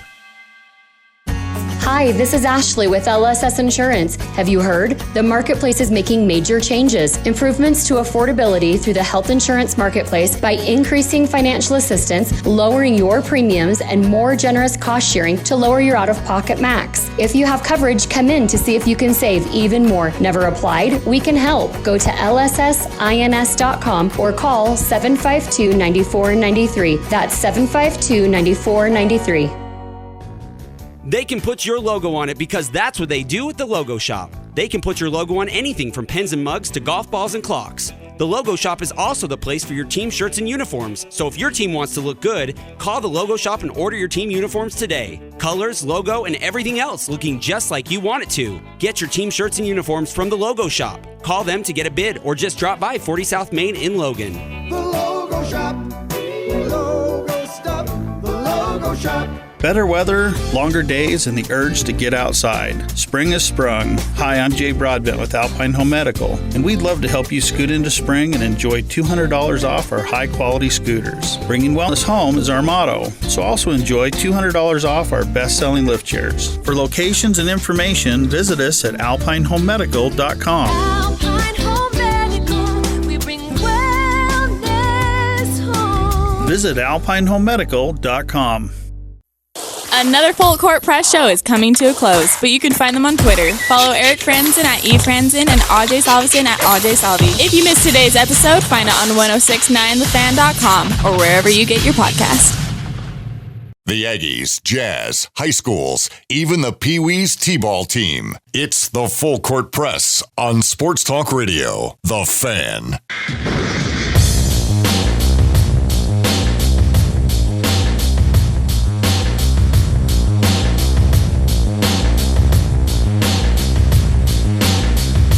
Eric Frandsen, Ajay Salvesen, is the play-in tournament a good thing, or is it really misguided? Everyone has said it. I'm right. 9463 5763 2590 will probably text in a little bit later and agree with me as well. Well, I don't understand. Wait, like, no, 5763 is on my side. When your games during the season, you don't have to worry about your spot. But yes, there are some weird things going on with this play-in tourney. So I'm still up. Okay, so wait, you're telling me about the competition part. Like, yes. It helps teams competing at the bottom end. What about the teams that have competed to get to that spot, 7 or 8, though? We're just going to be like, well, you still got to play, even though you were qualified for the playoffs. Still got to play to see if you're good enough to be in there. 6891, playing is trash. Thank you. Help me. Help me understand your side. Look, it's a TV event. 1. That can't 2. be. No, it's a TV event. It's a chance to sell more tickets, to sell more concessions. It's a money thing. More games on TV, more rights, opportunities. Number 2, it keeps people at in that fringe. It keeps them competing rather than just taking it off and just playing all your scrubs. And 3, it provides an incentive for the number 1 and the number 2 seeds. Why? Because then you want to be number 1 or number 2, because then you're going to face a team that just had to do the play-in tournament and play extra games just to advance, to get there. Everybody's talking about 7, 8, 9, and 10. Nobody's talking about 1 and 2. There's a significant advantage of being number 1 or number 2 now. More than just home court through your conference or potentially through the entire playoffs. But in that opening round, you get a team that's had to battle and beat each other up while you get to rest a little more. Okay, John Russell texted in, first on the Buffalo thing, stop bagging on Buffalo sports. The Bills are on the way back. Their minor league baseball team is in top 10 in attendance, and they have the best fans in sports. And then in regard to this, 2 words, participation prize. He's right. Like, okay, does it maybe help those teams competing or on the fringe? Sure. Like 9th and 10th feel like they have a legit shot to get in. But it's an unfair advantage. It's an unfair disadvantage for 7 and 8 teams. And okay, so 1 and 2. Look, they still get the worst teams out of that league. Like, playing a playing game isn't, I mean, that's unfair. Because then, like, they get a bye practically for being a 2 seed. You get a bye. Basically, 1 through 6, they get a first-round bye while these other teams battle it out. But look, the playoffs started today.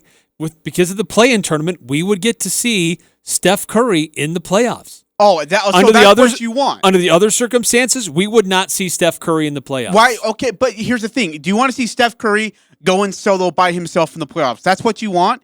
You don't want to compete. America will tune in to watch Steph Curry drop 10 3-pointers in whomever they're facing. Not saying they're going to win, on. But America wants to see Steph Curry in the playoffs. I didn't know you were a marketer for NBA ESPN. Stop it. And I think the NBA is secretly hoping the Pelicans get their crap together and knock out the Spurs. Okay, so if that's the case, why don't we rig it? Why don't we rig it to, I mean, we already are. What am I talking about? What? We already are.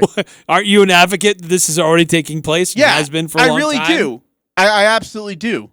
in this regard. And if that's the case, then let's make, without a shadow of doubt, let's make sure the refs are getting paid. Let's make sure the NBA has focused their attention on getting Zion Williamson and Steph Curry into the playoffs instead of a guy like Luka Doncic with a decent Mavs team. Excuse me, not Cavs, Mavs. Or, and like if Damian Lillard slips to the 7th spot, I think Damian Lillard's Blazers have a better shot of competing than Steph Curry and the Warriors. I guess 6891 said. So how do we prevent teams that are on the fringe from just folding up their tents and just calling it a day? How do we create incentive for them to continue to compete? Do we need to? Because not only are you creating incentive for 9 and 10 in the standings, you're creating incentive for 9, 10, 11, and 12 to continue to compete because you could still get into that 10th spot. You could still make the playoffs. So you get to the 10th spot just to get your butts kicked by the number 1 team. Like, that's what we're doing? You get to the 10th spot to get your butts kicked by the number 1 team? Every coach and GM would tell you playoff experience is invaluable, even for a young team. That's the only way you can get that experience. Even for the 10th-seeded Warriors, who've had plenty of playoff experience. It's valuable for Steph Curry, though. NBA wants to see him. Grosses me out. You gross me out. No, Eric Frandsen wants to see him. You want to see Bradley Beal and Russell Westbrook in the East make the playoffs.